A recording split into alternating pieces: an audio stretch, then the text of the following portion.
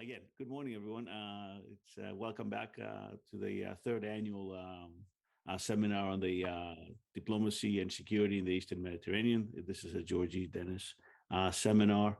And as some of you came yesterday, we had a great day of like recasting or reintroducing the topic of nationalism, or the topic of the reinsurgent nationalism in the region and in the global trends and affairs. And today on day two, we will be moving slightly more thematically across the region. And we'll start out today by looking at Cyprus and looking at Turkish foreign policy in three very intriguing presentations by three very different policymakers, practitioners, and academics. And we're starting out this morning by a great sort of like policy maker, a consultant in the region from Cyprus, from Nicosia, Ms. Koukiddes-Prokopiou, who works as a consultant on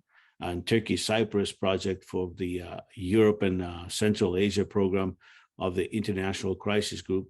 She's a senior fellow and member of the advisory board of the Cyprus Center for European and International Affairs, at the University of Nicosia. Her research and published academic work focuses on foreign policy, inclusive security, and gender. An accredited Cyprus expert for the World Bank, she has also worked on Liberia, Ukraine, Georgia, Moldova, and Turkmenistan via projects run by the UN Women and the OSCE. Interpeace, CMI, Marti Artisari Peace Foundation in Helsinki, the Paris Center for Peace and Innovation, the Center for Sustainable Peace and Democratic Development, as well as projects funded by the State Department, the German and Dutch foreign ministries. And she often participates and contributes as an expert in working groups ran by the European Commission, the European Parliament, the Council of Europe, and the Union of the Mediterranean, for the Mediterranean, Her more recent contributions has been to the Hans Seider Foundation in Munich, a founding member of the Israeli Hellenic Forum. She's also a member of the UN Senior Women Talent Pipeline team of experts based in New York. As you can hear, her credentials are very steeped, and we are very, very fortunate to have her with us this morning and to take us through this area of the conundrum that is, the Cyprus situation. So, Ms. Prokopiou, welcome to our seminar. Thank you very much, Dr. Van Bakas, for this for the introduction, and also for the invitation to participate in this seminar and talk to this audience. And I am, this is a session focused on the Eastern Mediterranean, where I am based now. I am sitting just across the green line, which divides Nicosia, which is the capital of Cyprus, in two. And across this, basically down the road from me, there's a buffer zone, which is managed since the 60s, and then later in the 70s by the United Nations, the Untitled, which is the peacekeeping mission of the UN in Cyprus. And on the other side of the fence, there are around 40,000 Turkish troops, which are occupying more than one third of Cyprus territory since 1974, when there was an invasion. Now, I will assume, of course, that what is the Cyprus problem all about? So let me just share some information with you. Let me just share my screen with you. Yes, so now you can see it. So what is the Cyprus problem all about? Let me just show you a map of where Cyprus is based. So Cyprus finds itself very close to Turkey. It is a hub Some have called it an aircraft carrier in the area of the Eastern Mediterranean. And many times you hear people say, who rules the region rules Cyprus, who rules Cyprus rules the region. And this is not a new thing. It has gone back to time immemorial.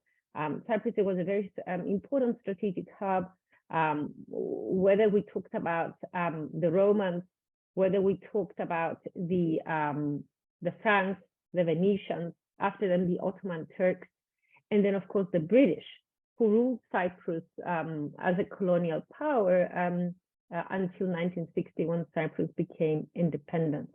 So the big question is, what happened and what is the Cyprus problem? In international law terms, what happened was the following, and I'm just giving you some information, preliminary information now. The Republic of Cyprus was established in 1960 as a sovereign state and a member of the United Nations, based on the United Nations Security Council Resolution 155. Its independence was the outcome of an anti-colonial struggle against the British, which was in fact a national fight for enosis with Greece, the union with Greece, since 80% of the population of the island is Greek. Now, 3 years down the line from when the Republic was established, there was a constitutional crisis. The Turkish Cypriots, who made up 18% of the population, but they had a quota in government of 30%. They decided to walk out from all institutions of the Republic. This was a constitutional crisis as the president was trying to revise the constitution. There was bicommunal trouble, and this culminated into the bombardment of the island by Turkey, with the use of napalm bombs. And this is when UNTITLed was actually established. It was sent on a peacekeeping mission to Cyprus in order to contribute to return to normal conditions, according to the Security Council Resolution 186. And you can see the wording of the Security Council Resolution 193, which followed as of then onward. Now, this happened in 1963, 1964. The Turkish Cypriots began to move in enclaves, in separate settlements inside Cyprus, abandoning their villages in many cases, and trying to bundle up all together. Now, what followed this isolation of the two communities was that in 1974, there was an invasion by Turkey. There was a coup by the military junta in Greece. They tried to depose the president of the Republic, President Makarios, and Turkey invaded the island 5 days later, claiming that they were moving in to restore constitutional order on a peacemaking mission, which was aptly named Attila the Hun. So since then, there's still 40,000 Turkish troops here. We've got 200,000 Greek Cypriots who are internally displaced in their own land.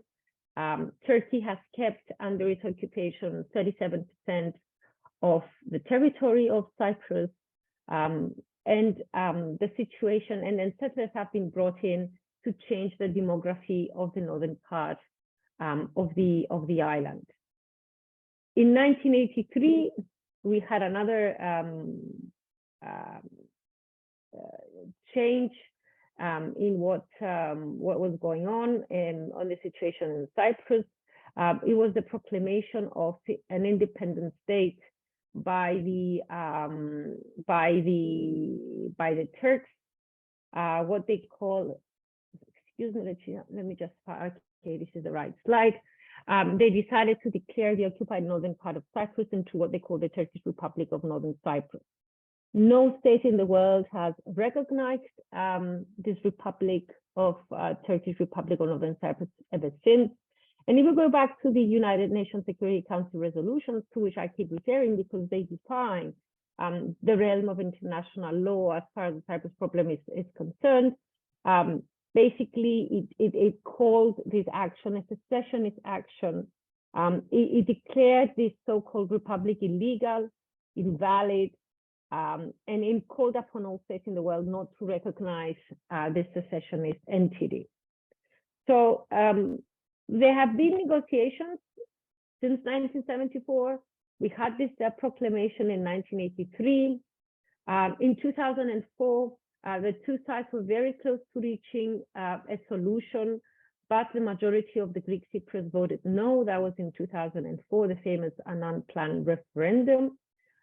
Because the Greek Cypriots saw this as a risk, the Turkish Cypriots voted in favor because they saw this as an opportunity. And a month later, Cyprus officially became a full member of the EU. Even though the Cyprus government cannot effectively exercise control over all of its territory, all citizens enjoy the same benefits accruing from EU citizenship. There have been numerous rounds of negotiations, but the last round of negotiations ended in 2017 at Crans-Montana, Switzerland. The negotiations once more failed, and Turkey decided to change totally its approach towards the solution.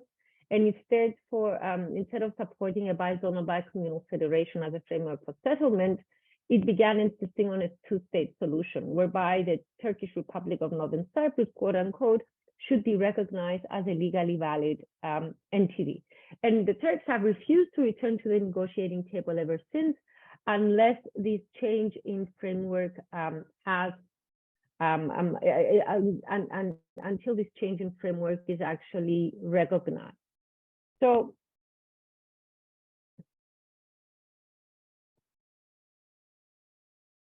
sorry, there's a problem. Can you hear me? Because there seems to be a problem with my connection. I can see you. We can see you. We can hear you well. Okay, because I can't. Okay. Sorry, let me just. You're coming in very, loud and clear, as they say. Okay. So let me, if you see me, I will pretend that I am seeing you too. Okay. So this was just a very, very general outline of what we've been talking about. And the big question we would have to deal with, okay, so we have this problem. We have this republic. It's a member of the EU. So the Cyprus problem is essentially a European Union problem. We have the UN being there since the 60s trying to mediate or resolve this kind of this problem. But the big question that is, and the negotiations have gone on and on and on, and always they fail to deliver. So the big question is, what is this problem really all about? Why can it not be resolved? And there are many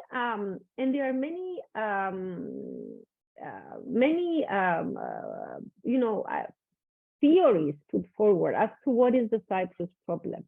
Now, let me just pose some questions, and I think it would be very interesting to hear from the audience of how they perceive the Cyprus problem. So if you talk to social psychologists, if you talk to conflict resolution experts, they will say, this is a bicommunal problem between the two communities.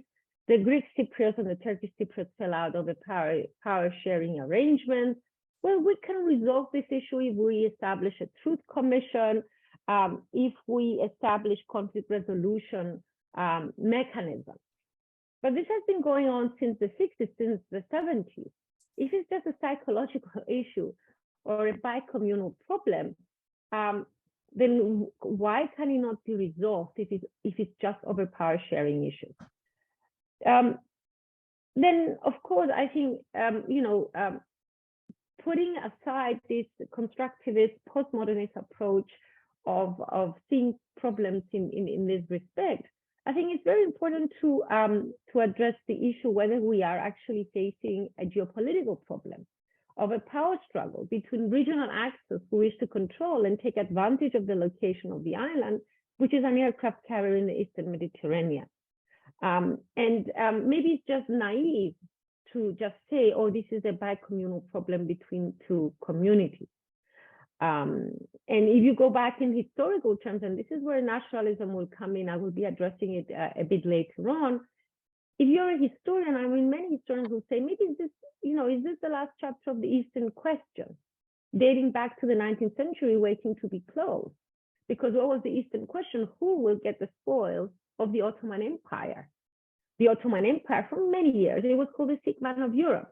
And, all the great powers of the era were just, crowding around its deathbed, waiting for the sick man to die so they could get the spoils. But the big thing is now, the big difference is that the sick man has gone off his deathbed.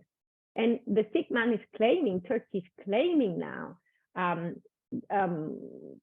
power, jurisdiction, authority over the island. And you can see from the map that Cyprus is strategically placed in the southern underbelly of Turkey. So it makes quite a lot of sense security-wise that Turkey will make sure that it controls sea routes around Cyprus, it controls the airspace around Cyprus, and it needs to make sure that Cyprus poses no security threat to its geostrategic cordon sanitaire, we could say. So I think it's quite safe to say that yes, it's quite romantic to address this as an issue between communities, and we have all kinds of experts trying to draw parallels with the peace process in Colombia, the peace process in Liberia, even with South Africa. But they forget that there is this big elephant in the room, and that elephant is called Turkey. And it's very, I think it's quite out of touch with reality to address the issue of the Cyprus problem as a bicommunal issue, forgetting that the actor who calls the shots in this northern part of Cyprus is actually Ankara. It's quite important to note that this is not my assumption or a conclusion on my part or other analysts' part. If we go back and see what the European Court of Human Rights, for example, has said or has ruled on many cases, is the following: that this part of Cyprus, which is it's like a casino state for the time being, is Erdogan's playground. Others will say a lot of money laundering is going on, trafficking, drug smuggling, no man's land, no rule of law. It's a place where actually Turkey exercises effective control. And this is what the European Court of Human Rights has said in many cases. When citizens of the Republic of Cyprus went to court and said Turkey is preventing us from taking possession and using our properties in the northern part of Cyprus, which is occupied by its army, the rulings of the court were against Turkey, because this TRNC situation is not recognized by anyone. So who calls the shots? Who pays the bill? Who keeps these people in the north in power? Who makes sure that all the salaries of the civil servants are paid? Who gives them water? Who helps them with electricity? Whose embassy is running the place? And the answer is Turkey. So it's a nice and benevolent approach to think that the Cyprus problem can be resolved as a problem between two communities, and that Turkey did move in to address the issue of the Turkish Cypriot minority of 18% being in danger, endangered by the wish of the majority of the Greek Cypriots to unite with Greece, or to have like let's say a monopoly of power in a state which they envision to be Greek. But I think that's a very, very naive approach. And there is a very an example which definitely comes close to mind.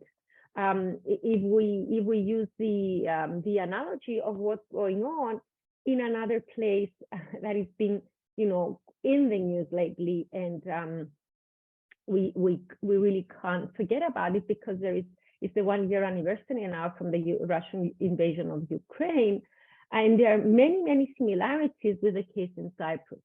So when experts come and, peace studies people or conflict resolution experts come and talk to me about Liberia and Colombia and South Africa as a peace process, which needs to be, is something similar to Cyprus, I say, and a lot of my other colleagues say, come on, we've got the great paradigm that needs to bring home, to drive home the point of what is going on in Cyprus. And that, of course, is the Russian invasion of Ukraine. And of course, are there things we can think about? Let me just find the appropriate slide.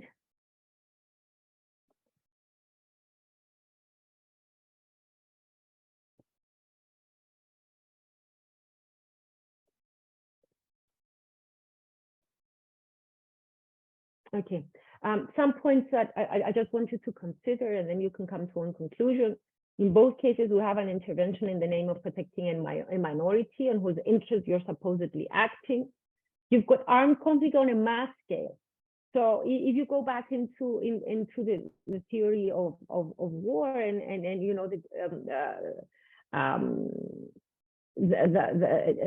war, whether a war is justified, you have such an armed conflict on such a mass scale and a protracted military occupation of territory that it doesn't actually make much sense if you're saying, oh, I'm going in to prevent something worse from happening by using force. Because we have violation of sovereignty, territorial integrity, we have people being killed, people missing in action. And then, of course, it's quite fashionable now to have pseudo-states set up. Putin has done it in the eastern Ukraine with Donbass, in the oblast of Donbass. So he's got two pseudo-states set up, and it's the same thing that has happened in Cyprus. And of course, at some point, both Russia and Turkey, slip up a bit on the rhetoric, and instead, they use the benevolent, of course, claim of stepping in to protect the minority. But then at some point, they make it very, very clear that we have every right to be here because we are safeguarding our geopolitical interests. And we're here because it's necessary to be here because it's part of our strategic interest. So I think this is the world of realpolitik. I would have loved the world to be a benevolent place where great powers step in to protect minorities for the sake of protecting minorities. But I will just use what Ahmet Davutoğlu once said, the former foreign minister of Turkey, in his book, Strategic Depth. He said, even if there was not one Turkish Cypriot in Cyprus, we would have needed to invent them, because it's very important for Turkey to be placed in Cyprus. So I think it's quite important to understand that what goes on in Cyprus is not just, and I will take a break in a bit so I can address some of your questions, and I will later on address the ethnic conflict perspective of the conflict itself, because in my mind, what we have is a political confrontation. And when the ethnic element was in a different context, we did not have conflict arising from it. And we didn't have a nationalistic war happening in Cyprus. It never did happen in such a way. But let me just conclude this section of the presentation by posing some questions you may want to think about in terms of the geopolitical context that we're faced with now. Now, from 2016 onwards, after the coup in Turkey, for the first time, we have an outward-looking foreign policy and security policy doctrine. And I know Zenonas Jaras will be talking to you later on, and he's the ultimate expert on this. But it's very important to understand, to pose yourself the following question: how is it for any kind of solution to the Cyprus problem to exist in the context of all the other Turkish aspirations in the region? I mean, Turkey is going on, pursuing a policy of forward basing. It's opening up its living space in geopolitical terms. They need Cyprus very much because Cyprus is a springboard for any aspirations they may have towards, the North Africa and Libya. It's important for them to poise themselves against Egypt. They're building a drone base now in Lefkonigo, and the Egyptian government is quite worried about it, and so is the Israeli government, because you can see from the map, and I think it's quite important to remember to go back to the map again and again. The position of Cyprus makes it very clear why Israel would be concerned, why Egypt would be concerned with Turkey opening up space using Cyprus in the area. And Turkey, you know, has made it very clear that its aspirations, Erdogan has talked about the frontiers of the heart, claiming the Ottoman ambitions. There's a doctrine of blue homeland. Mavi Marmara trying to turn the Aegean into a Turkish sea, basically. There's a lot of nationalist rhetoric. Erdogan has been in bed with the nationalists for a very long time now, for all kinds of reasons. And there's a spiral of tensions escalating with Greece and Cyprus. So if you think about this, does this make the possibility of a solution to the Cyprus problem since the last collapsing of negotiations more or less possible? And at the same time, Cyprus has embarked on an exploration program, an energy exploration program, which you can see from this map. It has invited all the biggies to come to Cyprus and explore for natural gas resources. And we're talking ExxonMobil, Chevron, Qatar Energy, Total, Eni, Koukiddes, and so on and so forth. So the energy question, again, is very important, but more importantly is what about the sea route? Is it important to control the sea routes around Cyprus? And Turkey supposedly lays claim to the northern maritime zones to the north of Cyprus, because it says, oh, I'm protecting them for the sake of Turkish Cypriots. But then it lays claim to all the areas that you can see now on the map in the southern part of Cyprus, which doesn't make any sense if it claims to have its own little state in the northern part. But unfortunately, there's no gas found in the northern part. So it claims the northern part, but also claims the southern part. So that's why I said all the benevolent claims of acting in favor of the Turkish Cypriot minority, which has supposedly its own state in the north, doesn't really hold up when they start maneuvering and bringing warships and their own drills in the southern part of the island where natural gas resources are found. Now, the situation is again becoming also a more precarious because, sorry, let me just stop to right one. It's becoming, the Turks are getting very worried because Cyprus has established trilateral cooperation agreements with Israel and Egypt with the participation of Greece. There's enhanced cooperation with France and the US. There is the lifting of the Cyprus-US arms embargo by Congress. The Cyclops is established now in Cyprus, which is a search and rescue center, training center for American allies in the region. And since the fallout between Ankara and Washington, especially over the OS-400 purchase, F-16, F-35, I'm sure you're familiar with what is going on. A lot of analysts would think that Cyprus and Greece are America's plan B in the region. And this is something that Ankara can understand and doesn't necessarily like too much. So all these tensions, the geopolitical tensions, bring around certain considerations of whether the solution is possible or not, because it creates brinkmanship, it creates a lot of grievances between the two sides. And any time that the Cyprus government moves towards an energy exploration agreement, for example, we have Turkey responding by something. So it's a tit for tat, brinkmanship in that sense.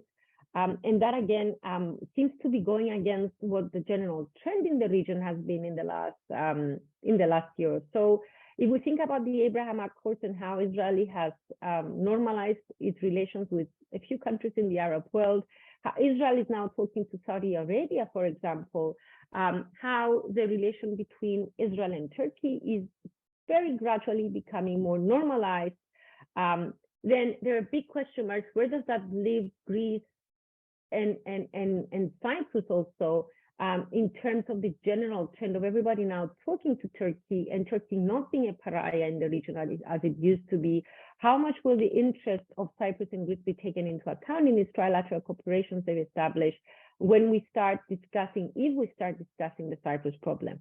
And of course, the war in Ukraine has been a catalyst for all the reasons that I'm sure you can understand. There's a lot of talk about breaking off relations with Russia, and this has happened. A lot of talk about the importance of energy deposits found in Cyprus and how this can be explored without Turkish warships circling around the drills. And we had very recently, very recently, what we call the earthquake diplomacy between Greece and Turkey, which has seemed to have toned down a little bit the hostile rhetoric between the two countries.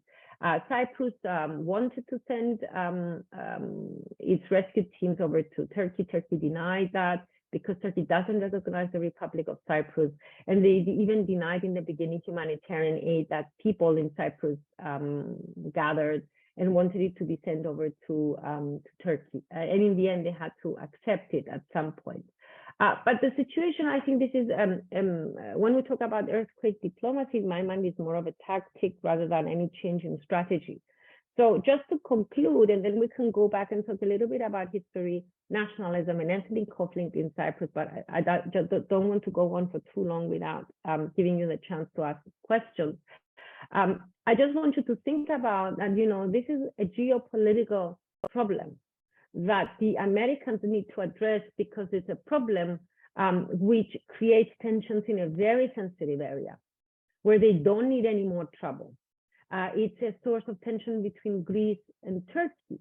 There is rhetoric which prevents, trying to scare off ExxonMobil and Chevron by Ankara doesn't go down well, with Washington. So this kind of questions is something that one needs to address when they're trying to think how can we go forward? Can actually the two sides sit down around a negotiating table and address the Cyprus problem and find a solution to it? Does the geopolitical context actually make things worse, or does it make things easier? And maybe this regional trend, which started off with the Abraham Accords and then with the delimitation of the EZ between Israel and Lebanon, were sworn enemies since time immemorial in international relations.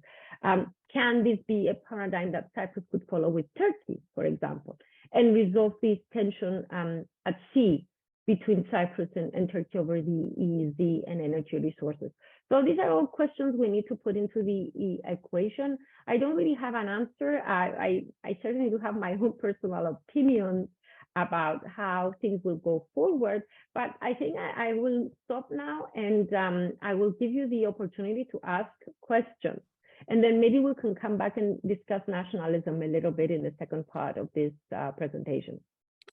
Great, lots to think about and to digest, and as questions come up on the chat, and I think that Isaac had a question about Russia. But before we go to that, you sort of like I like the presentation, and you gave us this sort of layers of complexity. The two major layers that I see is one is a geopolitics perspective, right, which just looks at just those boxes there without any kind of content inside of them. And then you have this, for lack of a better word, and it fits our theme, this nationalistic narrative or this ethno-nationalist narrative. And nothing epitomizes this better for me than the failure of the Annan Plan in 2004. And it seems that since then, here we are almost 20 years later, it's hard to believe, that they're sort of the actors have slightly changed. So Israel is now a player. The Arab world configures in different ways, and it just almost from the presentation for the first time I'm thinking about this. It's just that maybe this is something that's not supposed to be solved. That it's supposed to be sort of this. If everybody claims that everybody has aspirations to it, so then nobody is sort of at the end of this. So how much of this perception and misperception, or how we look at this is problematic in finding a solution that for most of us, I say us, who have a Greek in, either in our nationality or hyphenated in some way. Cyprus is one of those special places, like the Kosovo for the Serbs, or, the Jerusalem for the Israelis or the Arabs. So that it's this non-negotiable piece, but for everybody else might be like a nice business deal. Like, how much of that do you see, like, one in perception and misperception? Yeah, I think we need to point out the following. For the Greek Cypriots, is a matter of security. And that's why the Annan plan failed in 2004. That's why Anastasiadis left the negotiations in Crown Montana in 2017, because he said, there's no way I can sell this plan to the Greek Cypriots unless the Turkish army goes. So anyone, in their right mind, who's a Greek Cypriot will say, I don't want to live, at a post-solution context and still have the Turkish army here. And we see very well what Erdogan and his forces doing to the citizens of Turkey, let alone to what can be done against us. Mm-hmm. So for us, it's a security issue, and we've seen it, through all the public opinion surveys and so on. Now, for the Turkish Cypriots, is a bit of a confused situation. On the one hand, a lot of them will say we need the Turkish army because it will protect us against any future aggression and so on, but we still don't want to be part of Turkey. Turkey is violating our human rights. They are imposing religion on us, and we're secular. They control everything. They take all the good plots of land and they give it to people, around Erdogan. A lot of dirty money is circulating. We don't want that, et cetera, et cetera. So that's the inside story. But I think you're very right, Petros, in saying the following. I mean, about the regional actors. The regional actors do not want instability, in this very fragile moment in the history of the region. And as an analyst myself, I don't really like change that much, because I know that change could open up Pandora's box for all kinds of situations that could possibly happen. And then you need to pose the question, I mean, do the Israelis actually, for example, do they feel safer with the Republic of Cyprus, being part of the status quo, because they use our airspace, they do military exercises on the island. The strategic depth of Israel actually is just bumps into Cyprus. It's the sea route that we control and Turkey doesn't control for the time being. So if you think around it that way, security-wise, what does it make sense? A fragile new regime, an unknown that could possibly put the security at risk if it's a new regime established and implodes, or if Turkey takes over in some sort of way and they lose part of their cordon sanitaire, which is Cyprus is part of. What about the Egyptians? I mean, how much would Sisi like Erdogan to be the predominant player on the island? And America and the Americans have sort of so much reinforced their presence on Cyprus. It's unprecedented, the kind of military cooperation that exists now between the Republic of Cyprus and the US government. And I can quote, without naming any names, a very senior American diplomat who told me very recently, he says, Cyprus is no longer a problem for us. Cyprus is a partner.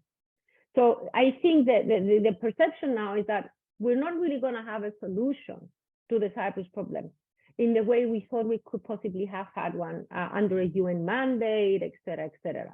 So possibly a solution for the regional players or even the Americans, and this is my perception, my understanding of it, is that a non-solution could actually be a solution, because it keeps everyone happy with a little piece of the pie on the island.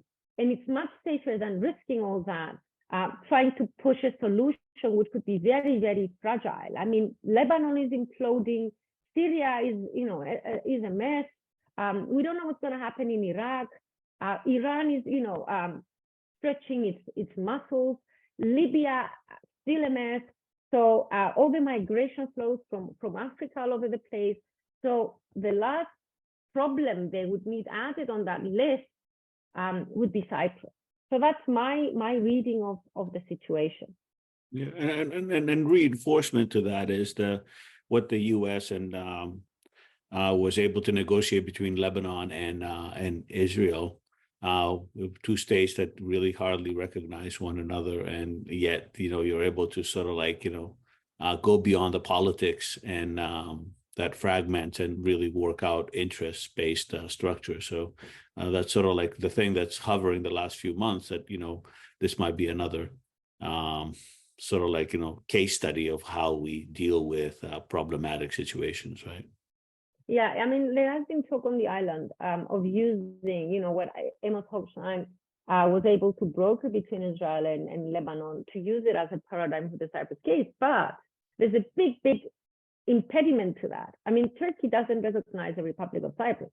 So the Republic of Cyprus has many times publicly declared his intention to sit down around the negotiating table, even go to the to Hague, to the International Court, and resolve this easy delimitation situation with Turkey.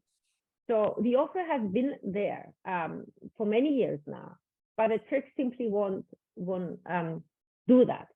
So, I mean, I think the ball in that court has nothing to do with what the Cyprus government would want, because it's obvious what they want. They want to resolve this issue because it's so much better for the energy companies as well to know that issue is settled, is over and done with, case is closed, and we will not have Turkish warships threatening our crew on the drill ships or the platforms, as it had happened in 2018 when they threatened the Italian company, and it couldn't go on with explorations, and they stopped the Nautica Geo, which was an EU ship trying to do explorations a few years later. So the preference is there for the Cyprus government. So, the question is, would Amos Hochstein or someone else be willing to broker a deal of that sort, pushing the politics aside and trying to broker a win-win situation for everyone else involved? But, I mean, in Lebanon, the situation is so terrible financially wise, that even Hezbollah had to go along with this deal because it was needed. And we need to see how that works out. But I think the intention of the Cyprus government would be positive towards that. Yeah. I think, Ishak, I don't know if you want to raise your question about Russia. I think it's a good one as far as like, where does Russia fit into Cyprus? Because, we see Russia and Ukraine, as you mentioned, but, the Russia has a big footprint on Cyprus, and has been the last 20 years, especially, has been the focus, even in 2013 with the economic crisis, and, even with Akel and Lemisol and, all kinds of other dimensions. So, Ishak, you want to take that over? Yeah, I think it's important to address that. I mean, the war in Ukraine has cost us a great deal. I mean, we suffered because of the sanctions, because our economy is very much based, or was very much based on Russian money. And I'm not just talking about dirty money, or all kinds of businesses have headquarters in Cyprus, and so many Russian citizens own property in Cyprus. So that's why we had an objection of when the EU tried to impose a stop to all Russians traveling outside Russia and visiting EU countries. We said we can't do that because some people have permanent residence in Cyprus, they have property, they have families. We can't just stop them from visiting the island. But it needs to be said that something that is not widely talked about and maybe not widely known is the following: that Cyprus has been working along with the American authorities for a very long time now, trying to put into place anti-money laundering regulations. And it has done so successfully, and we had praise from the American government about that. And I think one of the reasons of this renewed, or let's say actually re-established strategic partnership between the Americans and the Cyprus government is partly based on that, on the implementation of these regulations, anti-money laundering regulations that mostly had to do with lots of Russian money. And the other thing that I'd like to mention is the following: in the Security Council, And, and Christodoulidis was accused in the past to say, oh, as foreign minister, he was warming up to Lavrov. And he kept very close contact with him. That makes him a Russophile. And is that a good thing?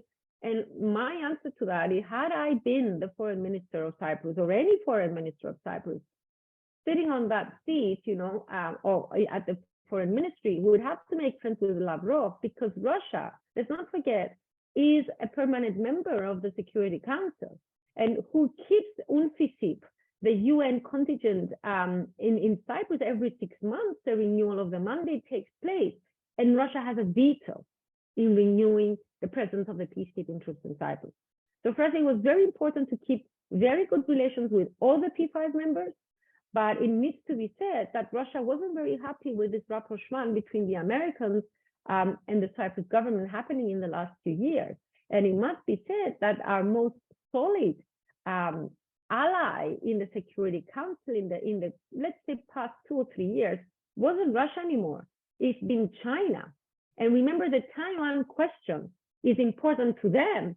So they keep a principled stance on Cyprus because they cannot recognize a secessionist entity in any way. Why? Because they have their own backyard. They've got Taiwan lurking with this acknowledgement recognition issue. So China now is trying to increase its presence on the island, economically wise and politically wise. So I think Russian influence is waning, was waning even before the sanctions, but now it must be said that, we're reaching the point that a full stop will most probably be placed quite soon to Russian interest predominating in Cyprus. Thank you for that. Appreciate it. So if there are any other questions, please forward them and we can move on. So Ms. Prokopiou, it's up to you to give us the other part of your presentation. Yeah. Okay, let's talk a little bit about nationalism. I mean, the question is, is nationalism the end goal, or is it a means to an end? And my argument is the following, being a historian, and being a historian is a curse you can't get rid of. if you study history, you always go back and try to see things in a historical continuum. And if you go back and see what was going on in Cyprus between the two communities throughout history, you will see that the two communities really never lived with each other. They never felt of each other. They always juxtaposed themselves against each other.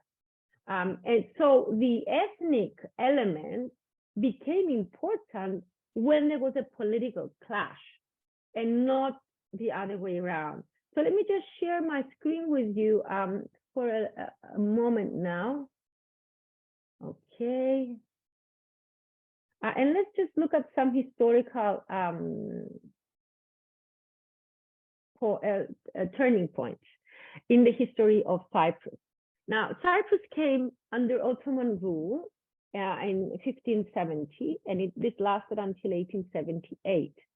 So during this period, the Ottomans, today's Turks, one can say, they were considered to be conquerors. They never assimilated with the local population. The local population, who was predominantly Greek, never felt that they sort of belonged to they were never Turks in any way. So these 18% of the population, which are now Turkish Cypriots, are predominantly soldiers of the Ottoman army who married local women. It was Christian families who Islamized to avoid taxation and because they were threatened for other reasons. And we had very, very few flows of immigration towards Cyprus from Anatolia in Turkey. It's important to note the following, that the Greeks always saw the Ottomans as the rulers.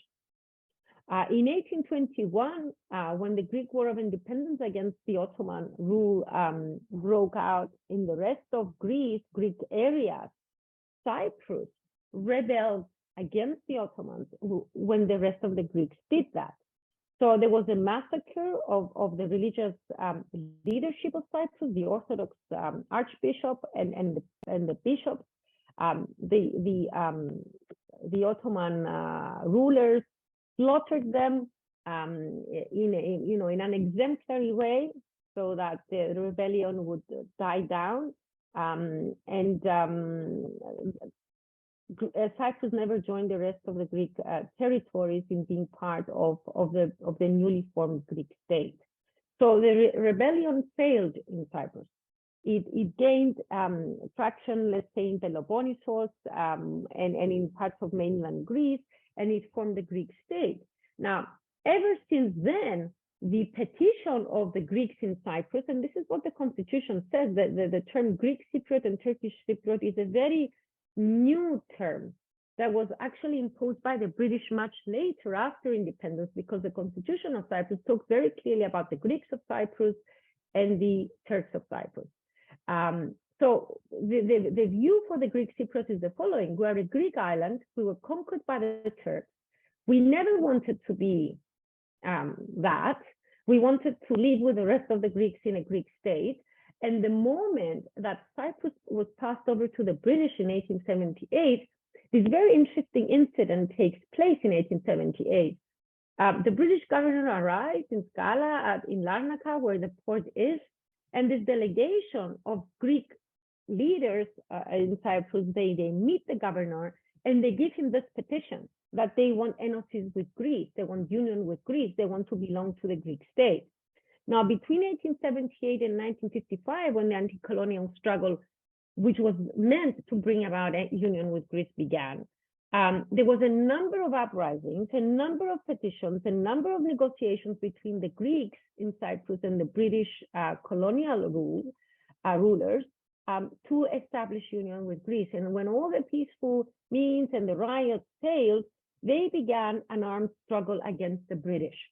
Now, during this time, between 1955 and 59, the Turks did not side with the Greeks, because obviously they didn't want union with Greece and they didn't care if the majority wanted that.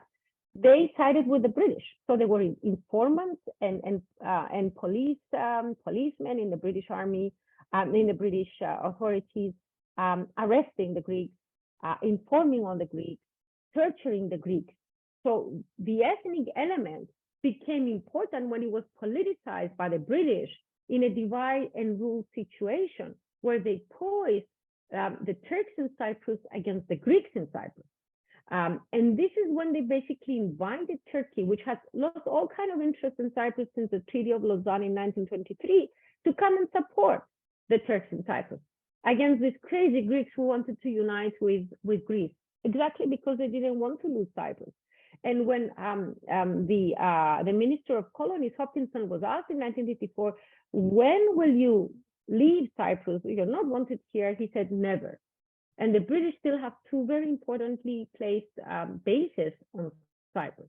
So the ethnic element became very important when the British decided it was time to apply the divide and rule principle in Cyprus.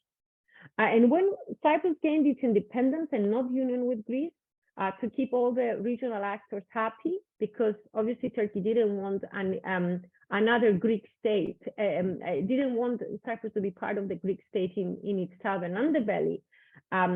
What happened was the following: the Turks never fought for this state, did not want the state, and they were given disproportional benefits in the state by getting a 30% quota in all seats in government, all places in civil service, even though they were 18% of the population. Now, this created a lot of resentment among the Greek Cypriots, because they thought, these people, hold on a minute, never fought for this, never wanted this, and now they get disproportionate representation in government.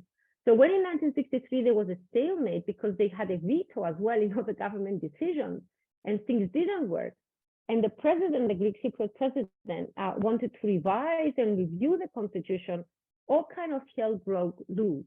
So then the ethnic element became important again, because there was political trouble between the two sides. So we see that in the case of Cyprus, it's not a nationalist issue. the two communities lived side by side when the framework did not call for any political confrontation. The moment there was a political confrontation, then you have the ethnic element becoming very important as a tool in the struggle. And it must be said that between 1955 and 59, when the EOKA fighters, the Greeks, were fighting for union with Greece, they never turned against Turkish Cypriots. It was a mandate of the leader of the organization that Turkish Cypriots should not be touched. We're fighting against the British, he said. The Turkish Cypriots should be kept out of the equation, and that was the reality at the time. And you know, it must be said, and I'm saying this with a lot of sadness, that it was more probable for Greeks to kill other Greeks on Cyprus because of political differences, rather than for Greeks to kill any Turkish people in Cyprus for nationalist reasons. So this whole situation became a mess. And this is when Turkey intervened in 1964, bombing the island and bringing UNFICYP on board so as to stop this massacre between the two communities and this whole situation with the bombardment of Deliria and the killing of many civilians by Turkey. And Turkey threatened to invade a number of times, but it was stopped by American intervention. In 1974, it seems that the whole invasion was brokered by the Americans and the CIA and the junta in Athens, who thought that it was a good opportunity to divide Cyprus in two by this coup against the legal government. And Turkey could take one part and the other part could be Greek. So this whole disagreement within NATO during a very heightened Cold War era, tensions era, would stop, and it would save NATO from a lot of trouble. So again, it was a geopolitical situation which encouraged the coup, which brought about the invasion. It really had nothing to do with the bicommunal element as such, as the cause and not the excuse for what followed suit. Very, very interesting in that, you know, yesterday we heard from Professor Milonas, and, you know, who talked about recasting nationalism. And one of the points that he was making was that the geopolitical framing actually creates more nationalistic tension inside rather than the other way around. We tend to think of like fervent nationalism inside that, and creating the sort of like a foreign policy in reverse, you know, and we'll hear from foreign policy expert, you know, on the foreign policies on the next two panels.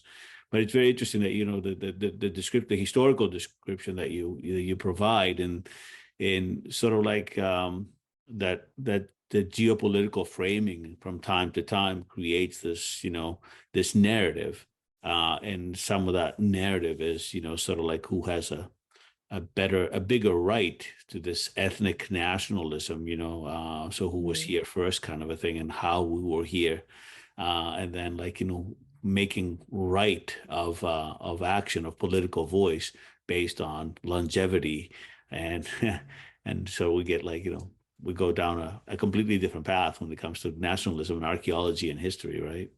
Yeah, you have this historical competition of who was here first. And if you ask the Greek Cypriots, they would say, we were here for thousands of years, you know.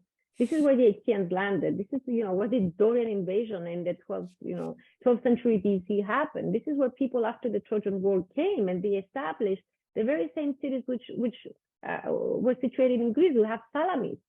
From the heirs of the throne of Salamis in Greece, we have Vegelia, which was the silver mines of Athens in Attica, you know.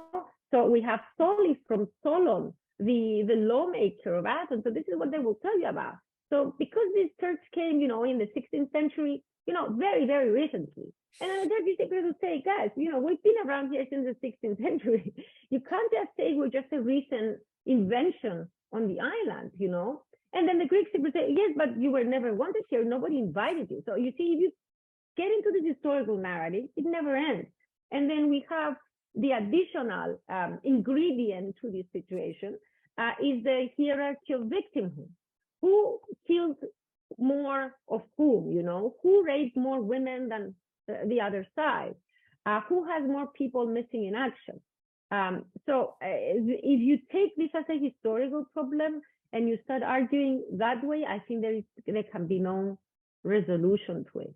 And in my mind, the only way we can get to getting down to resolving the Cyprus issue is actually using the geopolitical context.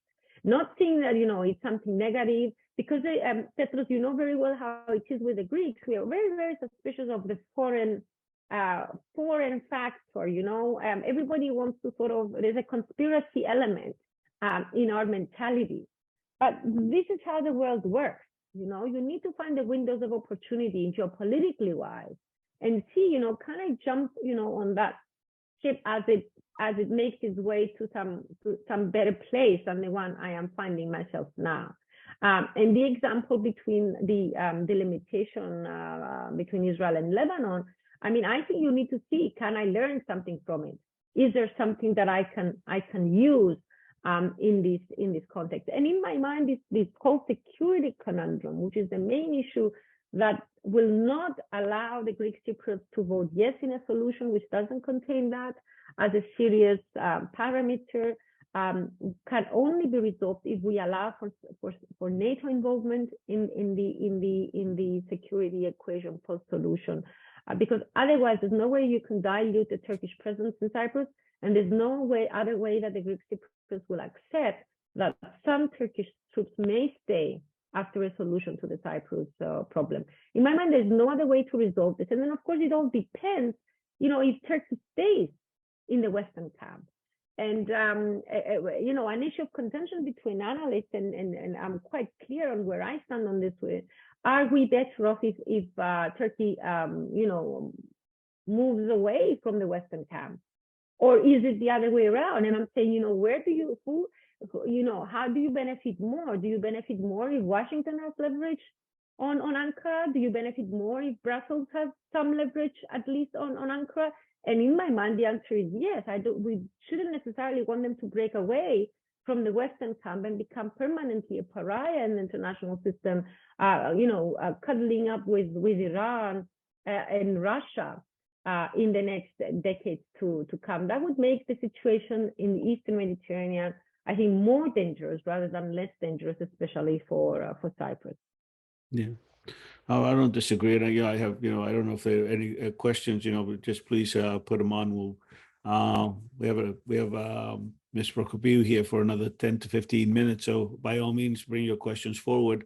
And in the meantime, I will take the air, and because the very intriguing questions here, as far as even this whole idea of nationalism, because I hear that from analysts, from academics, from policymakers, but it's sort of like, how do you then bring it to have the buy-in on the local level? So at some point, that nationalism has to be compromised with the geopolitical sort of like convenience, or like the let's make a deal kind of a structure. And I think that's where a lot of political leaders have fallen short, because this nationalism idea becomes very attractive in order for you to get popular support, especially at the ballot box.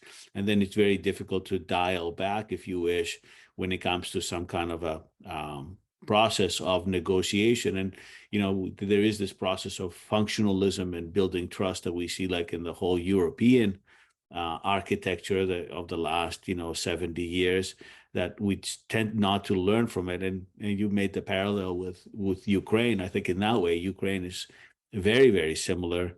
And actually, you could also, before, Mr. Danis was, before that we started, was talking about the American president's, the U.S. president's visit yesterday in Ukraine, and that imagery of the president of the United States just standing in front of the wall of the fallen. It's more on the nationalistic side than it is on this geopolitical side, and understanding sort of like the sensitivities and the complexities, the conundrums that are there. Yeah, but you see, nationalism is very useful because it stirs up feelings, and emotions can be used exquisitely to achieve geopolitical aims. So that image that you describe is a very useful geopolitical tool for American foreign policy, because it evokes emotions in people. And if it makes the Ukrainians feel more safe, that the Americans actually understand what they're going through, then yes, this is what you need to use. But of course, at the end of the day, is there any substance to it? But it's a very, very useful instrument. Now, what you're saying about nationalist rhetoric, yes, before, if you've got a few months, in a few months, you've got elections coming up, definitely. Again, because people respond to this instinct that we all have. It's part of our DNA, to feel, to love a country and feel very special in the context of who we are. I think one of the reasons that negotiations in Crans-Montana in 2017 collapsed is very, very obvious to me. I mean, they were negotiating in July, and Anastasiadis, the Greek Cypriot leader, had elections coming up in February. Okay, so how anyone in their right mind would broker any kind of negotiations happening in July if in a few months down the line the elections may not have happened? Because if the solution was put for referendum and people said yes, then Anastasiadis would no longer need to run elections and be president. So you're asking someone to give up their position of power, to put the re-election on stake, to put even the election process at stake a few months just before people go to the ballot box. That doesn't make much sense to me. And I've discussed many times with the UN people that said, were you, in your right mind? Did you ever think that someone a few months before going to elections would try to sort of push forward a solution, which definitely people wouldn't go for because it didn't satisfy the security criteria? And we knew from public opinion polls that 90% of Greek Cypriots said that unless the Turkish troops go, we will not vote for this solution. So, I mean, a politician like Anastasiadis knows his political ABC very, very well. So, as you're saying, and it's the same with Erdogan. Now, he's a bedfellow of the nationalists for a very long time now. And I think he sort of imprisons himself in this very nationalist rhetoric. And the earthquake was a perfect opportunity for him to break away from this nationalist rhetoric, which served him very well on the way to the ballot box to secure the support of the nationalists. But it created a spiral of tension with Greece, which he couldn't break away from because the opposition was putting nationalist pressure on him, saying, oh, you're all words and no deeds, and you keep threatening the Greeks, but you do nothing. Now with the earthquake, and the way that Greece responded to this catastrophe that befell the Turks, then he could say, we can tone down this. And he escaped basically from this self-trap that he had fallen into for some time. So nationalism is an important tool, and politicians know very well how to use it. That's why, I agree with what you said before, the geopolitical context makes very good use of nationalist instinct. That's why I said the Brits were very, very clever in their own way in dividing and ruling Cyprus, and bringing Turkey into the equation just to make sure that this anti-British struggle didn't work out the way the Greeks wanted it to do. So they turned an anti-colonial struggle into a nationalist struggle at the end of the day, which created all this disaster that we're living with now in Cyprus. Yeah, and it's interesting, I know that it's interesting that we've spoken for about a little bit over an hour about Cyprus, and we barely mentioned Great Britain.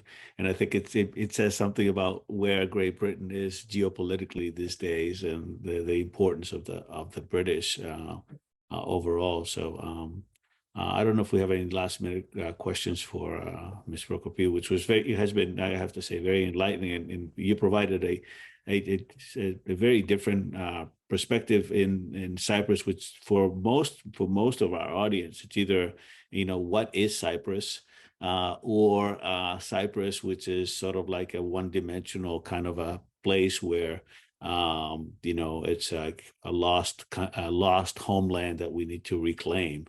But it's a very intricate, very complex area for sure, which really is a linchpin in the Eastern Mediterranean in so many different ways, and continues to be. So I thank you. We thank you for being a part of this. To everybody else, we'll be back in about 45 minutes. So take a little break, take a little respite. We have Dr. Jaras from Nicosia coming in, talking about Turkish foreign policy before Dr. Erdemir speaks to us at 1 p.m. on the 3-in-1 proposal that's there. So thank you again, Ms. Prokopiou. Thank you for providing this very enlightening presentation for all of us, and the rest, everybody. We'll see you back in 45 minutes. Thank you.